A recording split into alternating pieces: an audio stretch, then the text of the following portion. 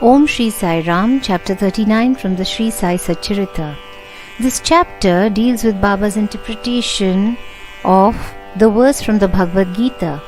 As some people believe that Baba had little knowledge of Sanskrit, but by the interpretation of Nana Sahib Chandorkar's query, Hemad Pant refuted that charge in chapter number 50, and as it deals with the same subject matter, it is incorporated in this chapter. Preliminary. Blessed is Shirdi and blessed is Dwarka Mai, where Shirdi Sai lived and moved until he took Mahasamadhi. Blessed are the people of Shirdi whom he obliged and for whom he lived there. Shirdi was a small village first, but it attained importance on account of his contact and became a tirtha, holy place of pilgrimage. Equally blessed are the women folk of Shirdi, blessed is their whole and undivided faith in him. They sang the glories of Baba while bathing, grinding, pounding corn and doing other household work. Baba's interpretation. Nobody believed that Baba knew Sanskrit. One day he surprised all by giving an interpretation of a verse from the Gita to Nana Sahib Chandorkar. A brief account about this matter was written by Mr. B.V. Dev, retired Mamlatdar, and published in Marathi in Sri Sai Leela magazine, volume 4, footer Vishaya, page 563. Short accounts of the same also published in Sai Baba's Charters and Sayings, page 61, and in the Wondrous Saints Sai Baba, page 36, both by V.V.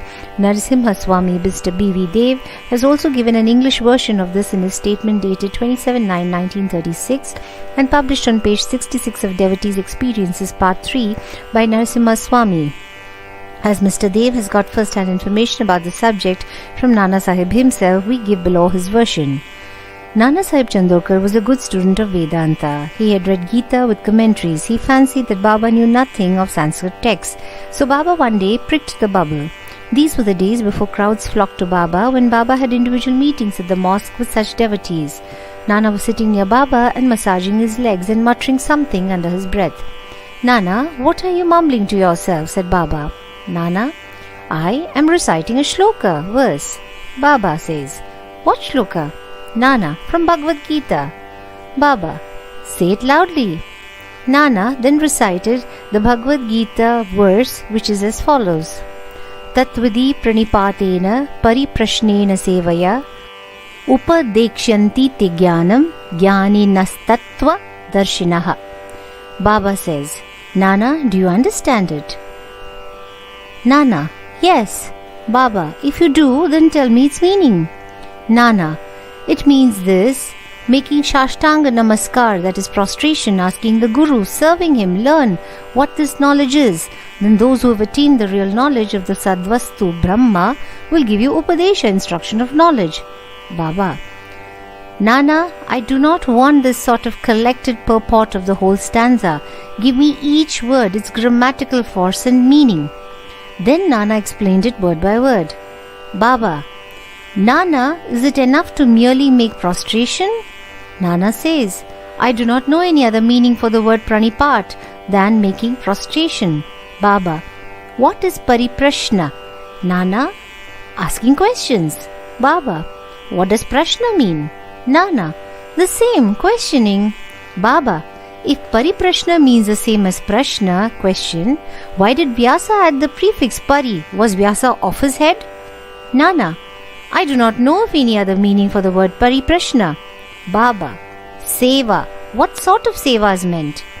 Nana, "Just what we are doing to you." Baba, "Is it enough to render such service?" Nana, "I do not know. What more is signified by the word seva?" Baba, "In the next line, upadekshanti te jnanam. Can you read any other word in lieu of jnanam?" Nana, "Yes." Baba, "What word?" Nana, "Ajnanam." Baba, taking that word instead of Gyan, is any meaning made out of the verse? Nana, "No, Shankara Bhashya gives no such construction." Baba, "Never mind if he does not. Is there any objection using the word Agyan if it gives a better sense?"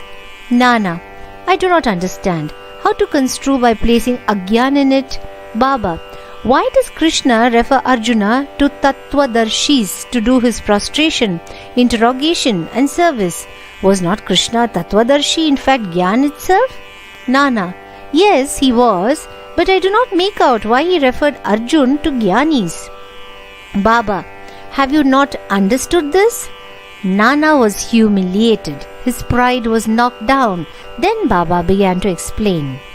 First, it is not enough merely to prostrate before the Gyanis. We must make Sarvasva Sharanagati, complete surrender to the Sadguru. Second, mere questioning is not enough. The question must not be made with any improper motive or attitude or to trap the Guru and catch mistakes in the answer or out of idle curiosity. It must be earnest with a view to achieve spiritual progress or liberation. Third, Seva is not rendering service with the feeling that one is free to offer or refuse service. One must feel that he is not the master of the body, that the body is Guru's and exists merely to render service to him. If this is done, the Sadguru will show you what the knowledge referred to in the previous stanza is. Nana did not understand what is meant by saying that a Guru teaches Agyan. Baba: how is Gyan Upadesh, that is imparting of realization, to be effected? Destroying ignorance is Gyan. Of verse OV 11396 of Gyaneshwari, commenting on Gita 1866, says, removal of ignorance is, O Arjun, if dream and sleep disappear, you are yourself. It is like that. Also, OV 83 on Gita chapter 5:16 says, is there anything different or independent in Gyan besides the destruction of ignorance? Expelling darkness means light. Destroying duality, Dvaita, means non-duality, Advaita. Whenever we speak of destroying Dvaita, we speak of Advaita. Whenever we talk of destroying darkness, we talk of light. If we have to realize the Advaita state, the feeling of Dvaita in ourselves has to be removed. That is the realization of the Advaita state. Who can speak of Advaita while remaining in Dvaita state? Unless one gets into that state of non-duality, how can one know it and realize it?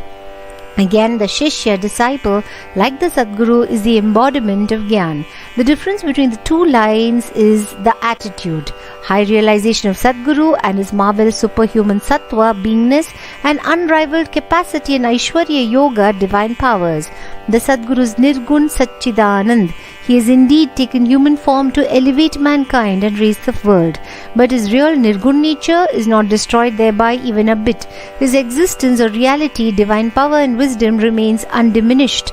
The disciple also is in fact of the same Swarupa, but it is overlaid by the effect of the sanskar of innumerable births in the shape of ignorance, which veils his view that he is Shuddha Chaitanya. As stated therein, he gets the impressions, I am Jiva, a creature, meek and poor. The Guru has to root out these offshoots of ignorance and has to give Upadesh or instruction to the disciple held spiral-bound for endless generations by the ideas of his being a Jiva. To the Guru imparts the teaching, you are God, you are mighty and opulent. Then he realizes that he is God really. The perpetual delusion under which the disciple is laboring, that he is the body, that he is a creature, Jiva or ego, that God, Paramatma, and the world are different from him, is an ignorance inherited from innumerable past births. From actions based on it, he has derived his joy, sorrows, and mixtures of both. To remove this delusion, this error, this root ignorance, he must start the inquiry. How did the ignorance arise? Where is it? And to show him this is called the Guru's Upadesh. The following are the instances of Agyan. 1. I am a Jiva, creature. 2. Body is a soul, I am the body. 3. God, world and Jiva are different. 4. I am not God. 5. Not knowing that body is not the soul. 6. Not knowing that God, world and Jiva are one.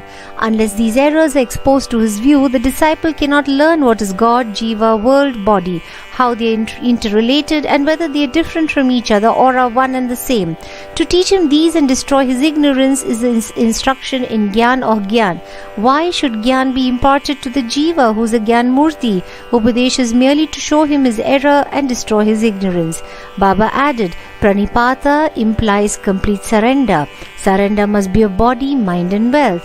Why should Krishna refer to other Agyanis? Sadbhakta takes everything to be Vasudev.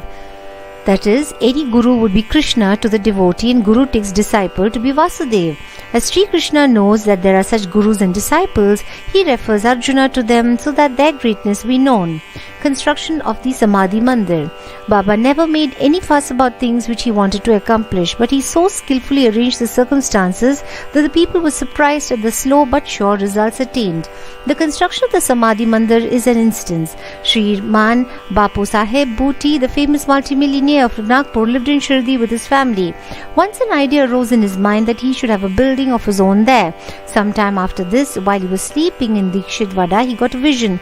Baba appeared in his dream and ordered him to build a vada with a temple. Shama, who was sleeping there, also got a similar vision. When Bapu Saheb awoke, he saw Shama cry and asked the latter as to why he was in tears. Shama replied that in his vision, Baba came to him and ordered distinctly, "Build the vada with the temple. I shall fulfill the desires of all." On hearing the sweet and loving words of Baba, I was overpowered with emotion. My throat was choked, my eyes were overflowing with tears, and I began to cry. Bapu Sahib was surprised to see that both their visions tallied. Being a rich and capable man, he decided to build a vada there and drew up a plan with Shama Madhav Rao. Kaka Sahib Dikshit also approved of it, and when it was placed before Baba, he also sanctioned it immediately. Then the construction work was duly started, and under the supervision of Shama, the ground floor, the cellar, and the well were completed. Baba, on his way to and from Lendi, also suggested some improvements.